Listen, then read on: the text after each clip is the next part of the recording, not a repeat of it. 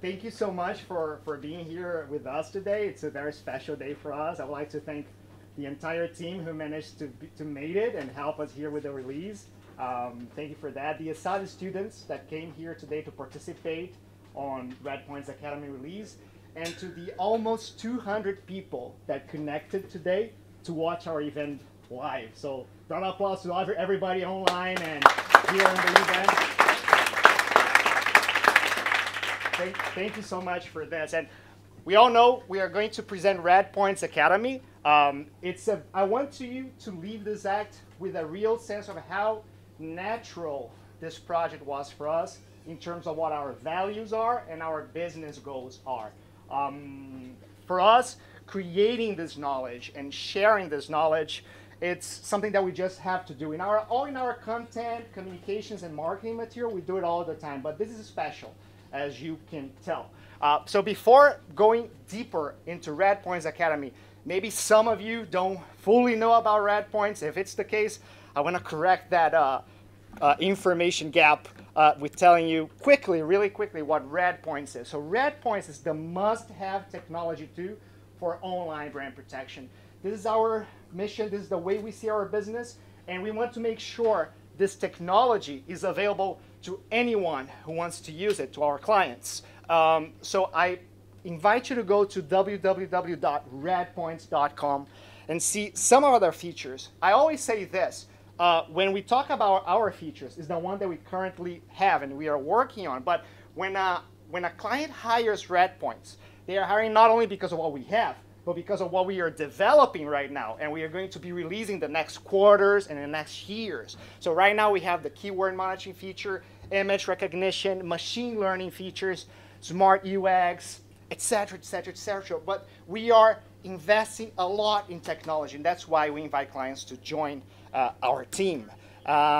We work with some leading brands in the entertainment sector in Hollywood. We have sports brands, some of them here from Barcelona, and some other great brands, 400 companies working with Redpoints. And if you do have some time later, if you can access our website, please do watch some of our customer success videos. We are really proud of that, not because we are not proud of everything else, it's just because these are our clients saying and reminding us of how important we are when delivering our service to them. So this is one of my favorites, Knock Around. If you watch it later and let me know your feedback, okay?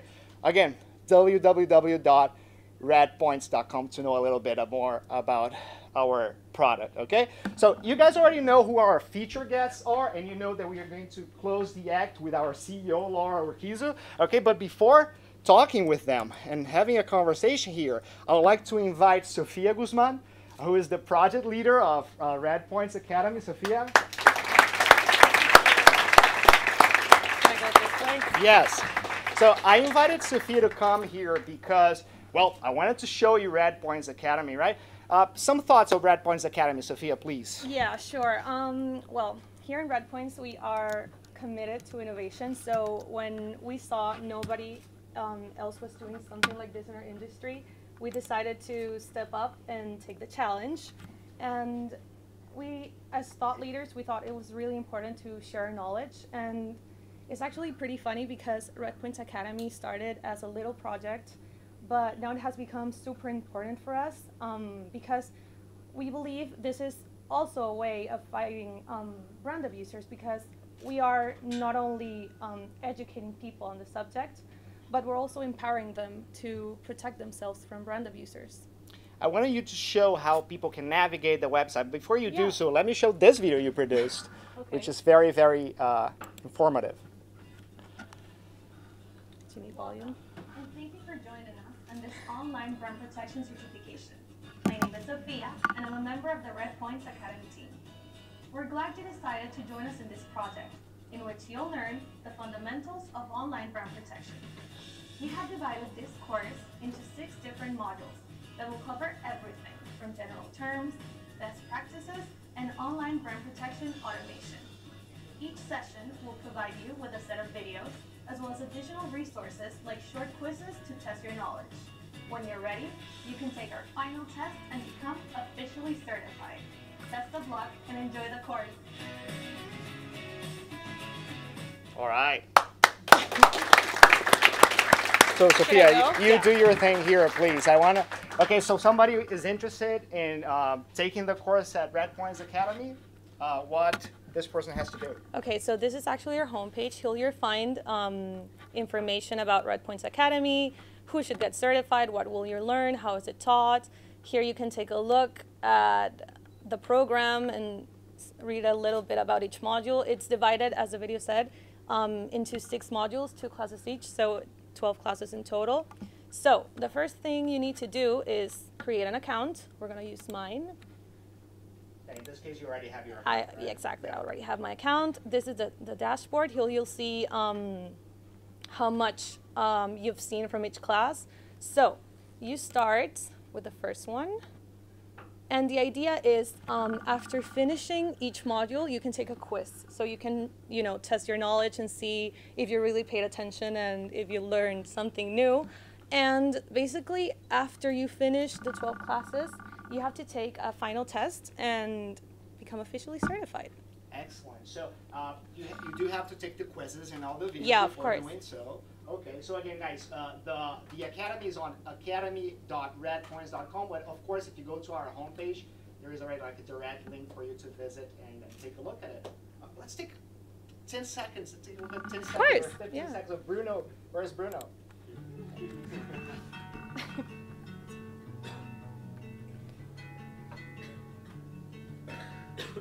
Hi, my name is Bruno, and welcome to Red Points Academy.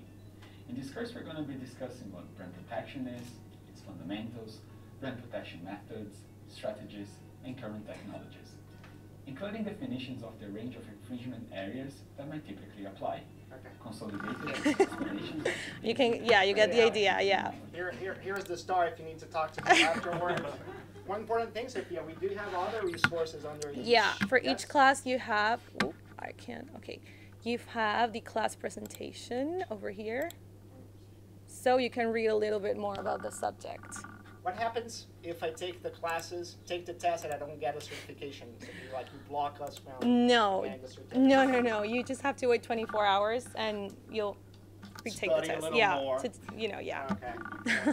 All right. Perfect. This is great. So today we have very special guests. We have Kevin Nugent from IP Folio, and we have Dan Harris, and we love to talk about this initiative, why you guys came here to join this launch with us. Can you come here, please? Yeah. All right, guys, let's.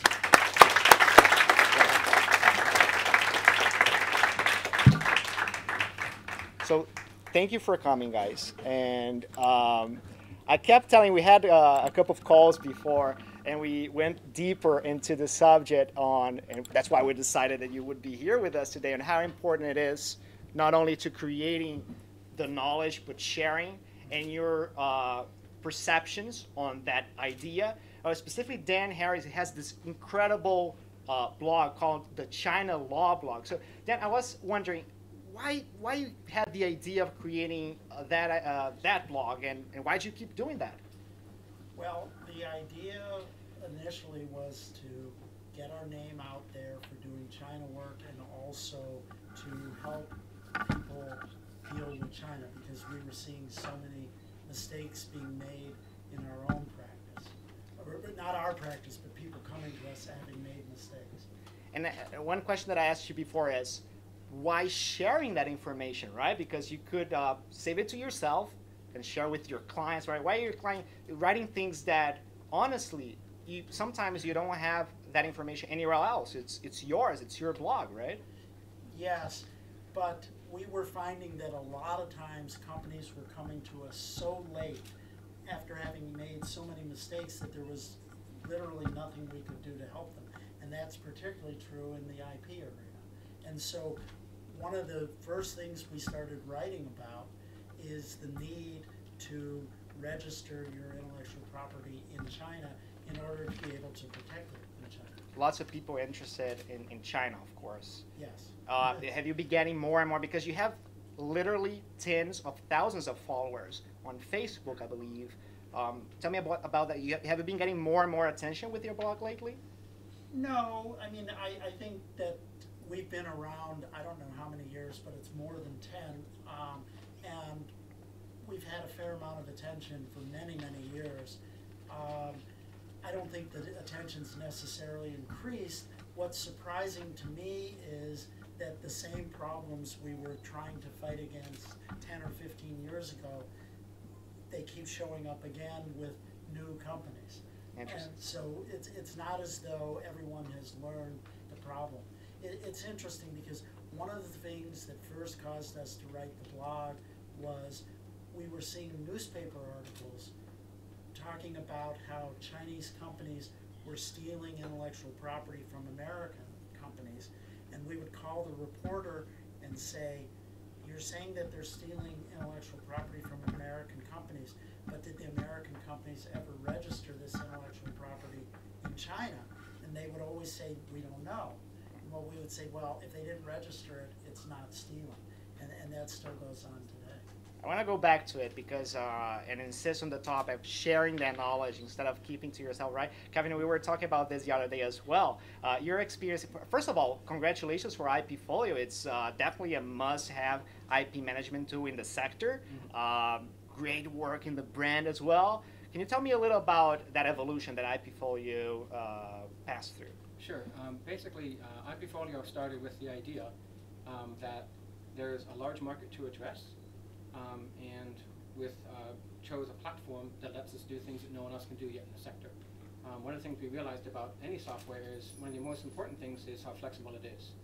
When you start a large project and bring software in-house, the time between the inception of the project and the completion, your business has already shifted. So whatever you're doing in a traditional platform already has a little bit of obsolescence in it at that point. So we have a platform that lets you actually, on the fly, literally within a few moments, make a change to fields, to layouts, to tables, to workflows, so that the clients that we have, the business we've gotten, they've all benefited from the tool on an ongoing basis. It's not the kind of thing where you buy it, it does a specialized thing, and your business changes, and you're stuck with that sort of albatross on your neck. Instead, it shifts with you and lets you to keep focusing on your strategy and increase your value all the time, instead of it ever sort of dragging you back, which is more common in the sector. So that's the reason why we've grown the way we've grown with, they call it a hockey stick, where you start growing here, then it gets exponential. That's where we are right now. We see us with the largest players in the world in pharmaceuticals, in financial industry, and just keep watching. If you go to ipfolio.com, you'll see some of the players we have. Super interesting. And on the need of companies like IPfolio or Redpoints on doing what we are doing today, sharing that knowledge, producing that knowledge, your thoughts on that, please. What has IPfolio done so far, and how do you think there's a matching there in what we are doing too? Well, for me, I think it's important to note, I don't think that Redpoints is so much a thought leader, but an action leader. Okay. We had the idea, anybody can have ideas, but taking the next step in doing something like the Redpoints Academy really makes a difference, because a lot of companies have people with great ideas in them, but then to take the resources to actually put it in play really makes a difference. But another important point there that we talked about earlier was Redpoints is showing not just that they want to be sort of the best in the sector or take market share, they want to make the market itself better. They want to make industry as a whole aware, just like your China blog, here's the issues you need to be aware of. And so what you're doing is, instead of taking the small piece of the pie for yourself, you're growing the actual sort of pie. There's an author named Adam Grant that has a book talking specifically about this, where if you give in a certain way, it benefits everybody. It benefits not just you, it benefits the whole sector, and that's what you're doing here. So I'm happy to be part of this adventure. And I really appreciate that you're here with us today. Dan, going back to the China Law blog, haven't you ever thought, I think it's very natural, this perception that knowledge needs to be produced and shared, it's really from many times from technology companies, but being the very traditional sector that we are, what is the response that you usually get from readers? Are people happy about it? Do you think you get a better reputation by writing the China blog? You're doing the right thing, right? Yes, we definitely think so. When we first started doing it, we would actually get law firms that would call us up and complain. Oh. Because they were saying, you're giving out all this free information, people are not going to hire us.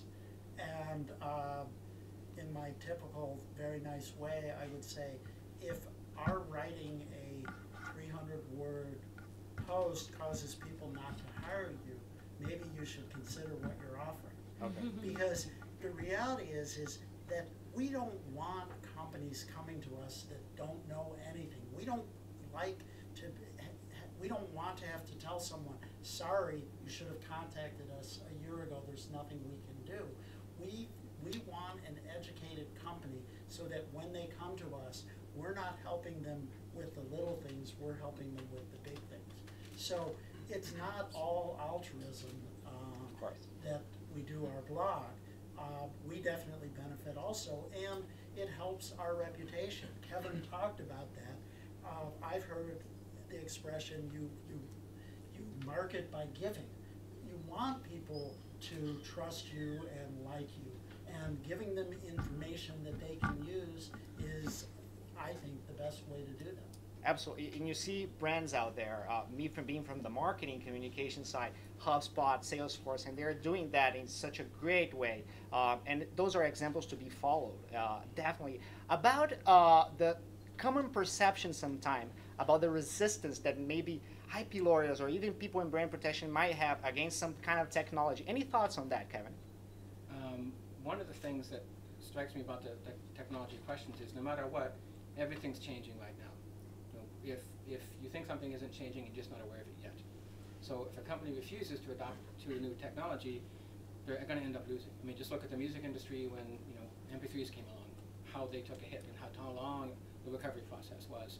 So I think one of the things that's really wonderful about your idea of giving, you're not just becoming aware of the change, you're also helping influence those changes. So if you're giving, you're going to get those contacts. You're going to hear from people that are truly on the cutting edge.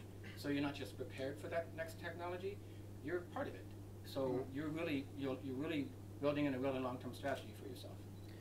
That's exactly right. And one of the things that surprised me most from our blog was how much we learn from our blog, from our readers who say, we're seeing this happening, what do you know? From you contacting me and me learning about Red Points Academy.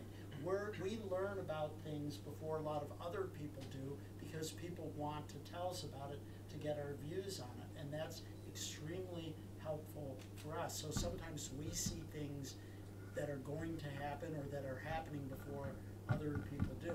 And as far as technology, Kevin totally nailed it. I mean, you can complain about it all you like, but you can't stop it. So the better thing to do is to utilize it for your own benefit.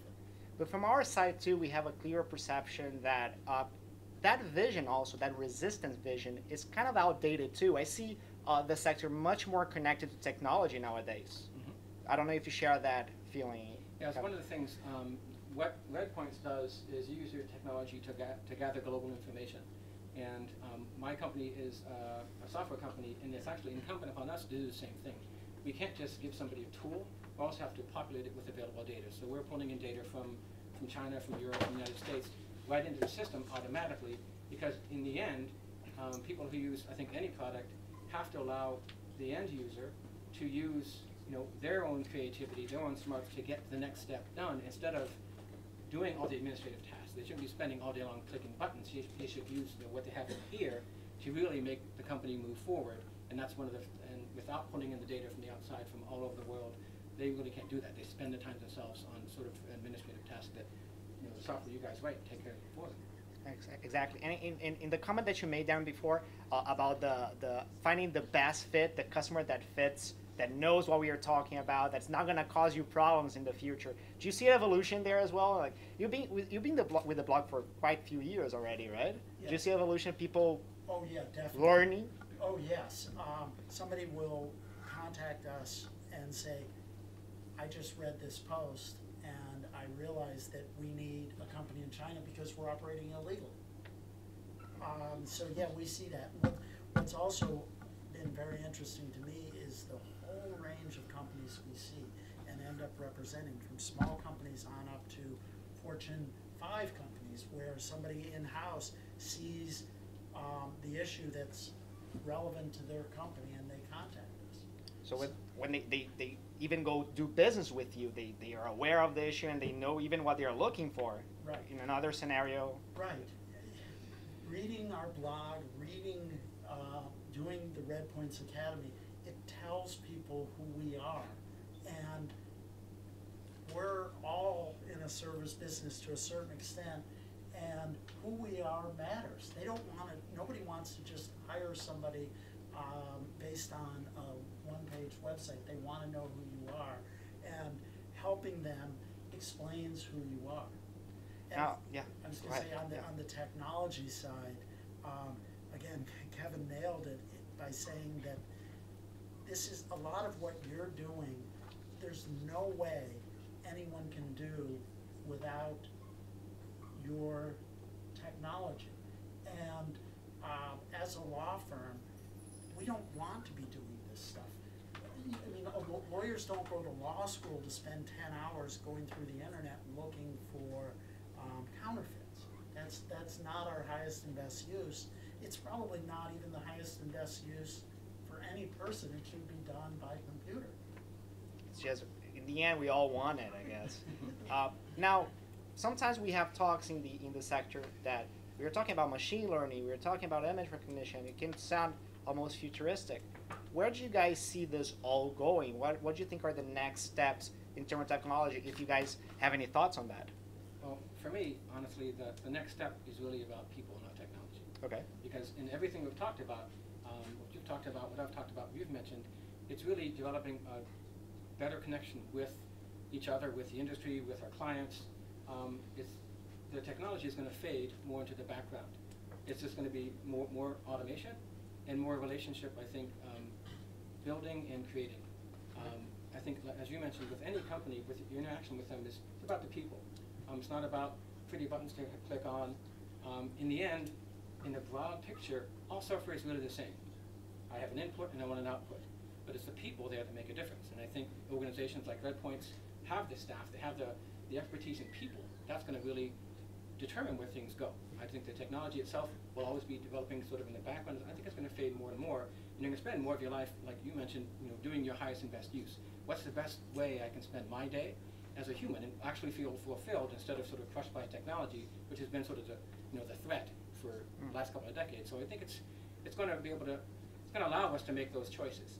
But we get to make a choice. So as a company, you can choose to use technology as something as a lever, or something that helps encourage those relationships. Interesting. It is as much as something like once we get rid of the unnecessary work and we have more time to deal with the people, that's what we're going to do best, right? Your thoughts on that, Dan? I agree. And Sophia earlier talked about how this technology helps fight against the abusers, the IP abusers.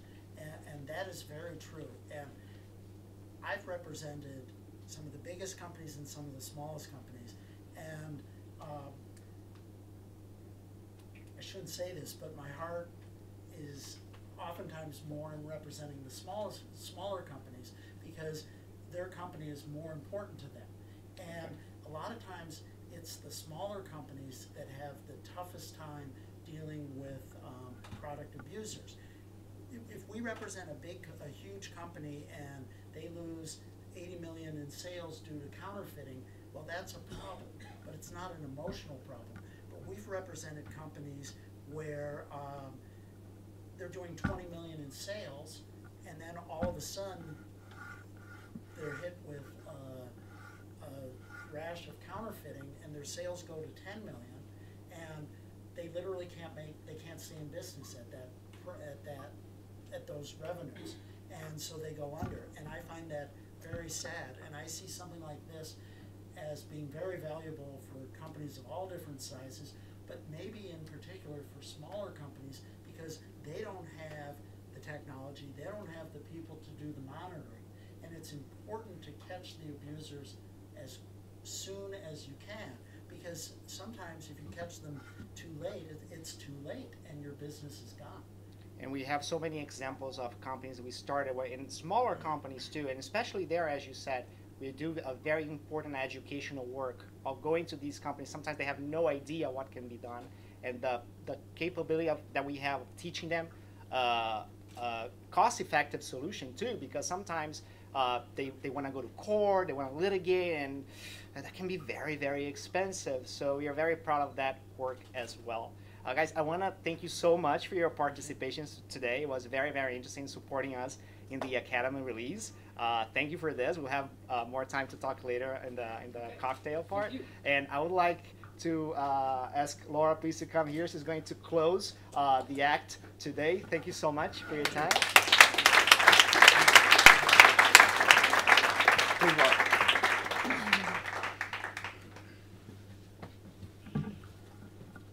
Well, hello. Thank you so much, Kevin, and Dan, for your inspiring words.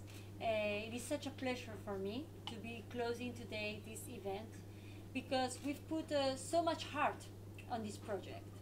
It is a project that we've been working on for almost a year now, and today we're giving birth to it, and we're delivering our baby to the market because this is what we are.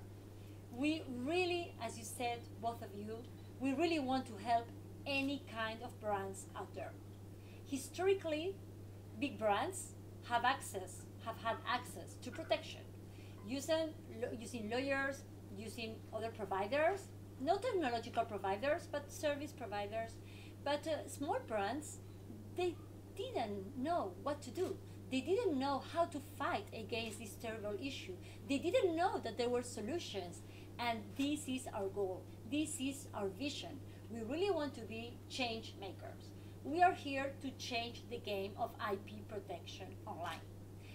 As a matter of fact, it is not a it is not a coincidence that we're doing it today, because tomorrow is the World IP Day.